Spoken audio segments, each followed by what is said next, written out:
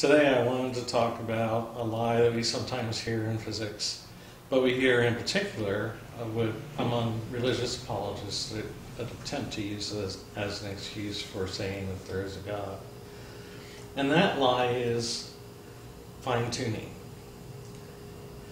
And the way the argument goes is that the physical constants appear to them to be fine-tuned so that the physics works out just right so that our universe can exist and be the way it is and human beings can come to be.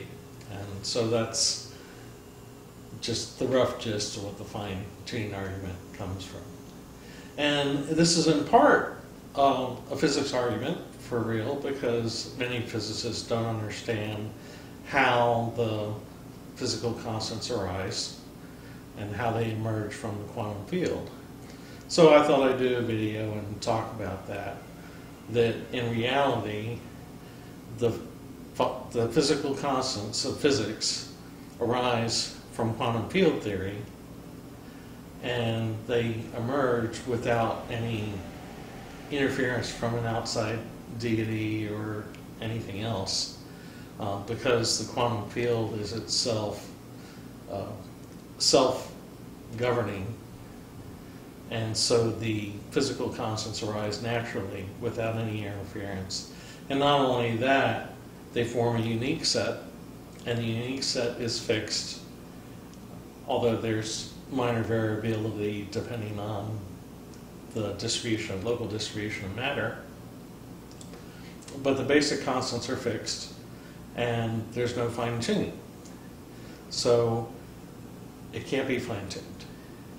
Even if there were a fine-tuner, it couldn't be fine-tuned. Once we have a quantum field that has distributed continuum of energies, and its energy is described that way, its behavior leads to the physical characteristics and physical constants that we see. And there's only just one fixed version of it. So to start with, one of the easiest things to understand is the permittivity and permeability of space, of the vacuum, of the quantum field, to be more precise. And that's these abbreviations, epsilon naught and mu naught, for the permittivity and permeability. And those emerge directly from the quantum field. And they emerge in part because they're based on the resistance of the quantum field to polarization and magnetization. Well, then we have to go back to how do the fields form, which goes back to what's the quantum field made of. And in standard model quantum field theory, the quantum field is made of pairs of particles, like an electron-positron pair, but they're very short-lived quantum electron-positron pairs that are massless. And we know that in part because of the Casimir effect. The Casimir effect happens because two plates can be pushed together by the quantum field when they get close together. And that's because they exclude longer wavelength quantum fluctuations that are longer than the distance between the plates. And so the van der Waals pressure pushing them apart becomes less than the van der Waals pressure pushing them together, which causes them to be pushed together.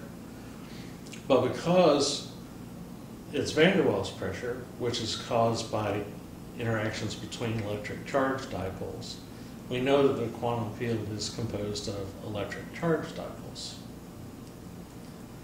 And so these dipoles interact, and when there's an electric charge, a dipole will orient to the electric charge.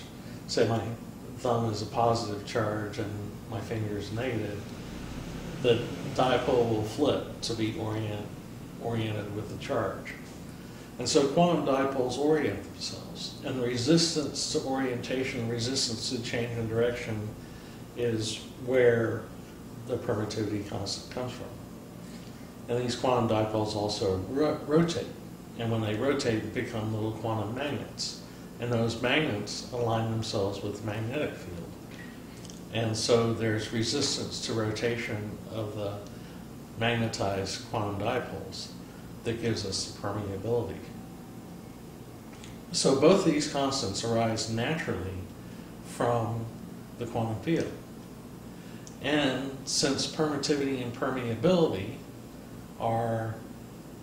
make up the speed of light by the equation of C equals 1 over the square root of permittivity times permeability, then C is a function of this resistance to polarization and magnetization of space, which makes sense if you know that photons have electric and magnetic fields that propagate along with them. Then those fields form wave functions that are perpendicular to each other. And so the photon is constantly interacting with the quantum field as it's moving through space. And the resistance of the propagation of its electric and magnetic fields resists its linear motion. And that's where the speed of light limit comes about. And the permittivity and permeability determine the speed of light. And in that way, those three physical constants are strongly linked together and arise directly from the quantum field. Now I'll talk a minute about where does this physical resistance come from. Well, the resistance is in the form of van der Waals torque, which sounds complicated, but it's not, because van der Waals forces mean that you have charged dipoles interacting, the same charged dipoles that are in space. And what happens if a dipole's rotating and it's surrounded by other dipoles, nearby dipoles want to rotate too. But those dipoles have difficulty rotating because it's a change in direction, and they generally don't want to change because when they rotate, they have to make other dipoles rotate. You can think of it like inertia, except in this case, this is where inertia comes from. It's the resistance of the quantum dipole rotation is what causes inertia in the first place, whether it be electrical inertia and linear inertia, or non-electric inertia. And we know non-electric inertia as well because the speed of light is the same for both. So the cause of the speed of light limit is the same for both electrical and non-electrical bodies. So the speed of light limit arises the same way. So the quantum van der Waals force ends up regulating the wavelengths and frequencies of the quantum field itself, because these quantum fluctuations, they go out and in, out and in. They're full wavelength, and they have a frequency, and they have an energy. And all of that is governed by the quantum van der Waals torque, which determines how far out and back a quantum fluctuation can move during its existence and how fast it can move. And you can also think in terms of energy, that the quantum fluctuation is pushing against the quantum field, so it needs energy to push against the quantum field, and the quantum field's energy is pushing back. So there's a balance. So we can think of the quantum field energy as being zero because it's constantly in balance, or we can think of it as being nearly infinite because the quantum fluctuations contain so much energy. And it could be infinite, it just depends on whether we use a upper limit to the frequency. So we have the van der Waals torque, which determines permittivity and permeability. The next thing I want to discuss is electric charge. Now, electric charge is usually shown in terms of Gauss's law. I have up here E to the integral of the polarization flux dot dA for the area of a volume that's integrated around a charged particle. And normally we say, oh, this tells you how much charge the particle has. But in reality, we're looking at something a little bit different. You have to turn it around. The polarization flux is limited by the resistance to polarization of the quantum field itself. So if you have a particle that can polarize, the amount of field polarization is determined by the field, not the particle. So the quantum field gives us the magnitude of the electric charge for when we have a particle that is charged and is capable of polarizing. So you have to turn that around. But the actual physical constant of the electric charge is due to the polarizability of the quantum field, which is determined by the van der Waals torque of polarization of the quantum field. So in that way, charge is linked. And then after that, we have the fine structure constant. And the fine structure constant, we can, in a set of natural units, say fine structure constant notated by the alpha equals the electric charge squared divided by 2. Well, anyone who knows a little calculus knows that this is a simple integral.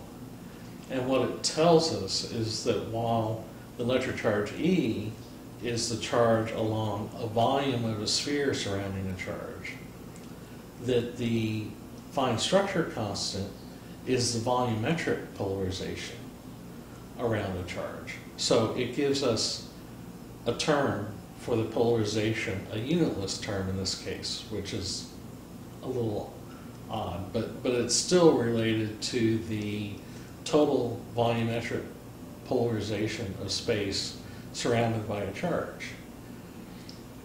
And so the fine structure constant is related too.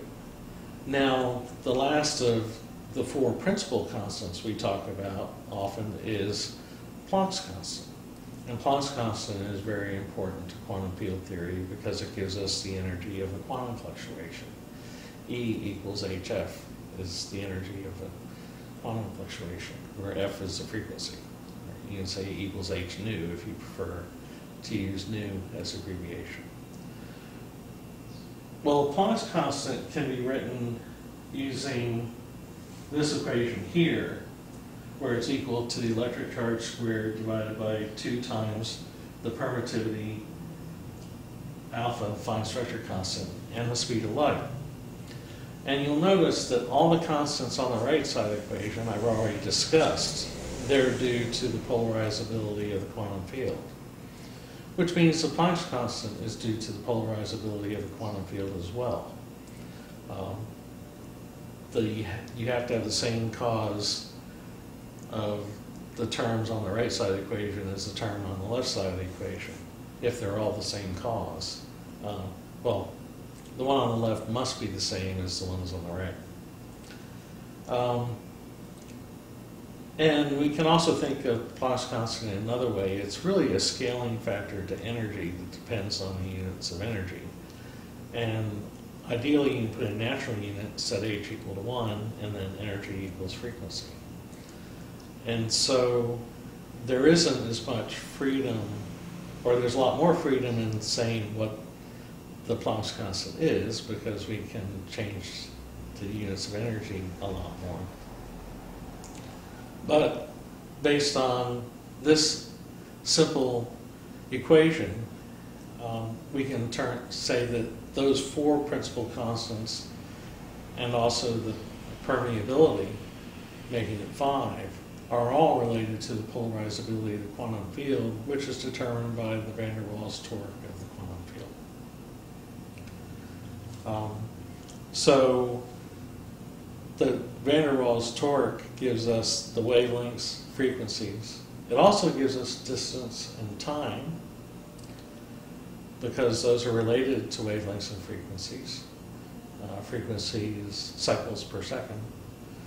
And then it gives us the magnetizability and polarizability of space. And ultimately, the van der Waals torque gives us everything.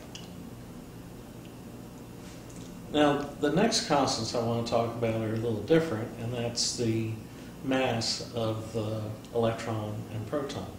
And I did a video called The Origin of Mass, I'll put the link below, that describes this in more detail. But essentially, a proton scatters light and particles at its charge radius. And so it also scatters quantum fluctuations. And because it's a radius, it's a spherical formation. And what particle theorists say is the spherical formation is made of quantum fluctuations.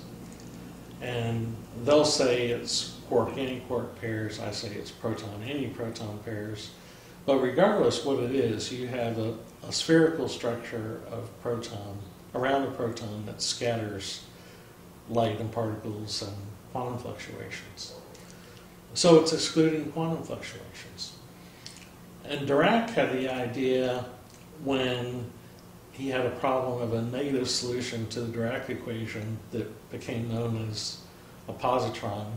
It was the first form of antimatter, that matter and antimatter have the same positive mass because it's due to the energy that a particle has to use to push against the quantum field. Well, I took that idea and said, okay, since a particle is displacing quantum fluctuations, then we should be able to compute that energy and see how much energy a particle expends doing that. And so if you measure the amount of energy displaced by a proton, it equals its mass. And if you measure the energy displaced by an electron, it equals its mass. So the mass of the electron and proton come directly from the quantum field energy that is displaced. And the same thing is true for a neutron, because a neutron has very similar radius to a proton, so it displaces close to the same amount of energy. So the fundamental constants of the mass of the electron and the mass of the proton are also based on quantum field theory. They can be related using a basic energy density equation for the quantum field. And because the energy density of the quantum field is uniform, it's all uniform and it's not fine-tunable. And we also know the next constants are the magnetic constants of the electron and proton. And those constants can be shown to be equal to the radius of the particle times the charge of the particle times the speed of light, with a fudge factor of g. And the fudge factor is related to the self-energy of the proton and electron, which is a quantum field effect. So all of the electric and magnetic moment of the proton and electron are quantum field effects that are based on constants that I've already described. And the dimensions of the electron and proton are the same when you're considering both magnetic moment and their mass. The last physical constant I need to talk about is gravity and general relativity, because those are a little more complicated. And that can take a whole another video to do in detail, but I'll try to basically summarize it. And the issue comes about because, as I mentioned earlier, the quantum van der Waals torque determines distance and time in space, or in the quantum field. When Einstein was developing special relativity and general relativity, he denied the existence of an ether. He said there's no physical ether within space. But then he said that space has physical dimensions and physical clocks, so space can tell time and tell distances.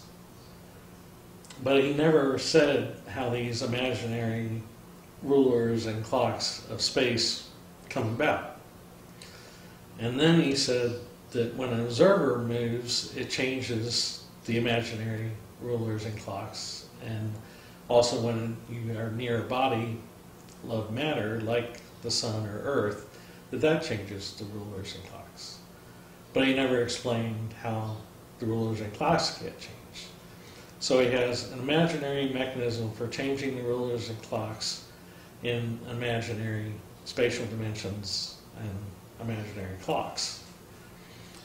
So then he came up with a number of other assumptions to combine with his imaginary dimensions and imaginary clocks and their imaginary changes to come up with the theory of special relativity and general relativity, which, because they have imaginary basis, are imaginary. In order to fix this problem and to be a real physicist, you have to start with real physical rulers of clocks, which means using the dimensions and clock rates of the quantum field, which arise naturally from quantum field theory and the van der Waals torque. And once we do that, relativity and general relativity become electromagnetic phenomena, because the quantum field dimensions and clocks are electromagnetic phenomena. And the rules to how the wavelengths and distances and frequencies and time change, and also the speed of light and permeativity and permeability, how all that change is done by electromagnetic rules.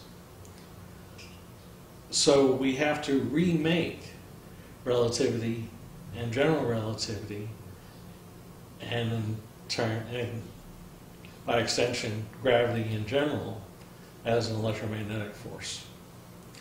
And I've written papers about that, and I've just made some discussion on that in some video, but I need to do a little more in depth. But in the end, it turns out that the gravitational constants are really electromagnetic constants, because gravity is really an electromagnetic force. And those physical constants of gravity are ultimately something that emerges from quantum field theory. And it can't be separated from the permeability, permittivity, speed of light, and all the other constants. And once we have all these basic constants from the permittivity, permeability, speed of light, Planck's constant, electric charge, etc., all the other physical constants that we use in physics can be derived from those constants, which means that every constant on the right side of the equation is due to the polarizability and magnetizability of space, which means that constant is as well. So all the physics constants arise from the quantum field and from quantum field theory. And there is no fine-tunable nature between the constants. And the constants are matched set, because you have equations like this equation for the Planck's constant. You can't change one constant and not change all of them, but you can't change one constant because it's fixed by the quantum field theory, which is fixed by the quantum field's nature of being a continuum of quantum fluctuation dipoles. So that means there's no fine-tuning, there's no fine-tunability, there's no fine-tuner, and so no one should be making an argument based on fine-tuning or fine-tunability.